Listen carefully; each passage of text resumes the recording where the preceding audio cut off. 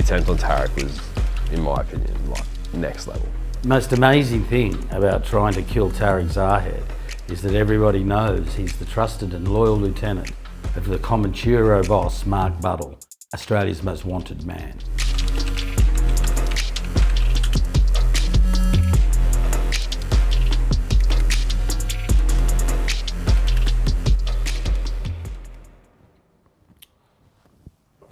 So Faris Abanada, very loyal Comanchero. He was involved in what's infamously called the airport brawl. 29-year-old Anthony Zervas, the brother of a Hells Angel bikie, was killed in the fight at the domestic terminal. 10 Comanchero members have been committed to stand trial for his murder. The Hells Angels and the Comanchero came together and a Hells Angel associate was killed. Mick Howie and Abanada both did stints in jail. That was the ascendancy of Mark Buddle.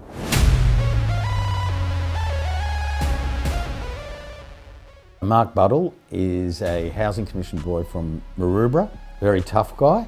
He came really from nowhere when the airport brawl saw the hierarchy of the Comanchero totally destabilised. Mick Howie went to jail, a number of other guys went to jail.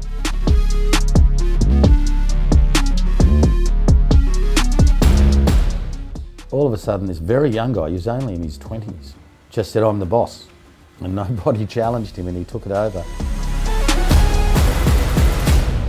2012, 2013, his meteoric rise up the food chain with the Comanchero and other organised crime networks.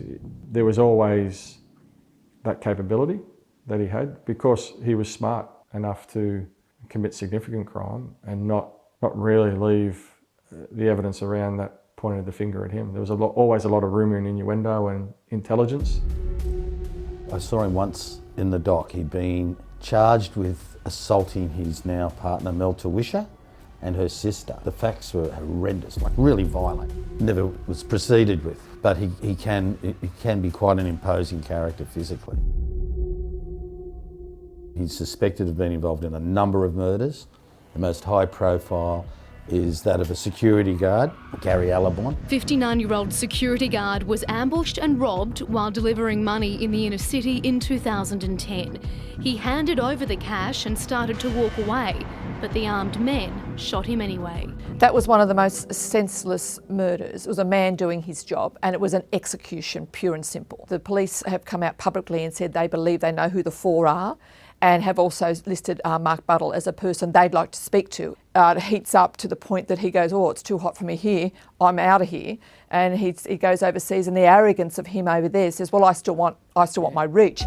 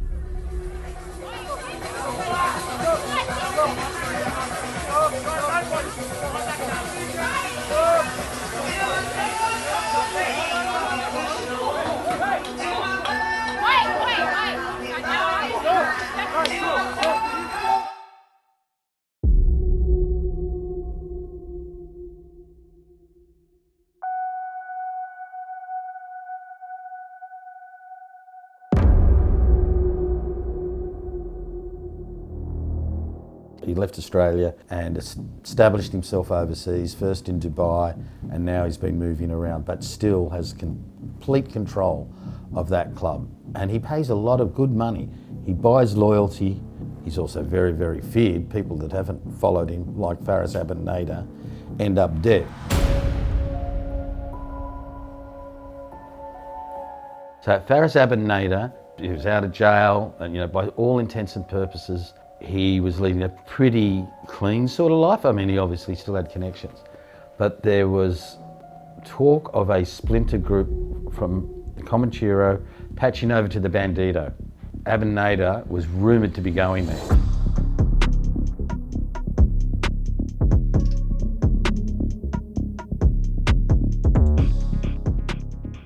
Faris Abanada had been on a night out and he just arrived home in his driveway when a gunman jumped out and opened fire. He'd long known that he was a targeted man. His wife Christy was inside. She and the neighbours tried to perform CPR, but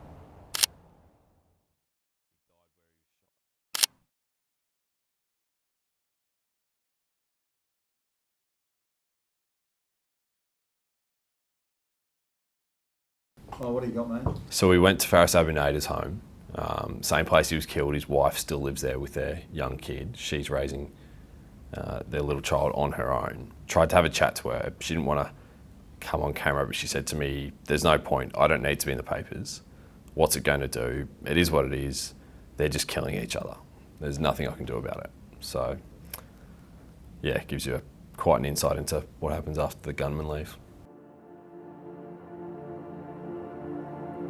An underworld contact of mine showed me an encrypted message from Mark Buddle saying, I'm now the Supreme Commander of the Comanchero. Anyone wants to do business, they're going to have to pay the commission, which is him, a percentage. If they want to do business, and for that he promised protection and everything like that. This guy wanted to control the entire drug trade. To all main players in Oz and abroad, all who land work in Sydney/New South Wales. As of 2021, there will be a Sydney Commission that will be formed. Every time a stamp lands in Sydney, you reach out to the Commission and tell them what stamp it is. Pay a small fee to the Commission, make sure your drivers never get napped by street thugs, and if they do, we back you all the way. There will be resistance, like anything new, and players can completely avoid the new system and not play ball with the Commission, and that's fine, but just don't land your work in Sydney. Problem solved. That created a lot of tension.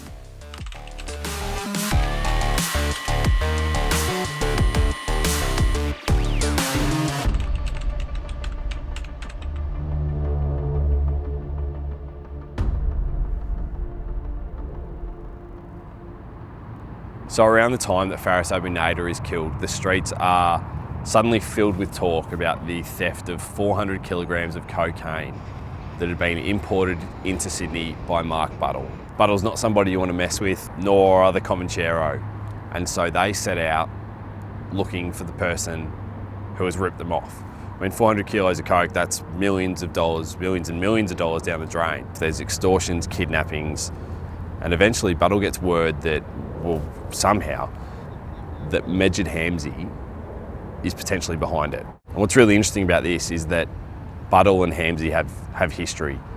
Medjid had previously tried to take out a hit on him, and so this really just kicks things off and takes things to another level.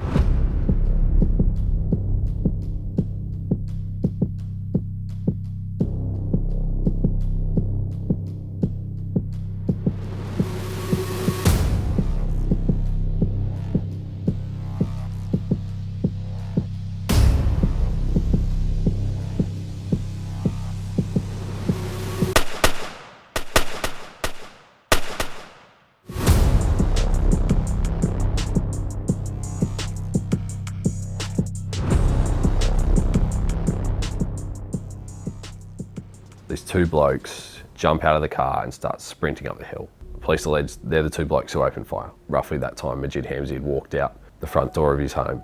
Bang, next thing you know, he's been shot. Just running up and almost looking over his shoulder as he holds himself because he's been hit. He goes to the corner of that street and collapses on the grass before managing to drag himself to the front door of a neighbouring house, and that's where he dies. So those two men that police allege killed him speed off to the next suburb, dump their car, set it on fire. That's on one side of a park, and on the other side of a park is another road where there are two cars waiting as getaway cars. Really one of the biggest moments occurs when another CCTV camera, as these two alleged gunmen run through the park, one of their hoods slips. So they've come tearing around here, both of them, when the hood slips off, just like for a fraction of a second. That bloke becomes known as Mr. Blonde, and police allege he's now one of the men that they have in custody, charged with Medjid's murder. Medjid was killed because someone convinced Buddles he'd stolen the gear, wrongly. Yeah, that period towards The middle of October 2020 was massive.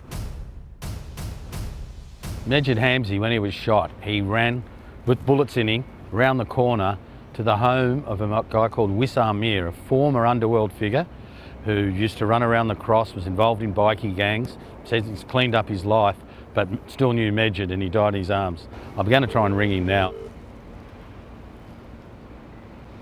Hello? Hello, is that Wissam Mir? Is that Wiss Amir? Yes, speaking. So we're doing a story on the Hamzy Alameddine War, and I heard that Majid Hamzy, after he was shot, he ran to your house around the corner. Is that right? I don't mean to be rude, man, but I'm not in any position to speak about any of this stuff, you know what I mean? Okay, and you obviously have no idea why he was shot or anything? I couldn't tell you anything, man. Majid was the first big domino to fall. That just kind of set off this explosion between the Hamzy and the Alameddine clans. In court documents, it said that he was aware of his pending arrest. He had cleaned out all his gear. He was gone.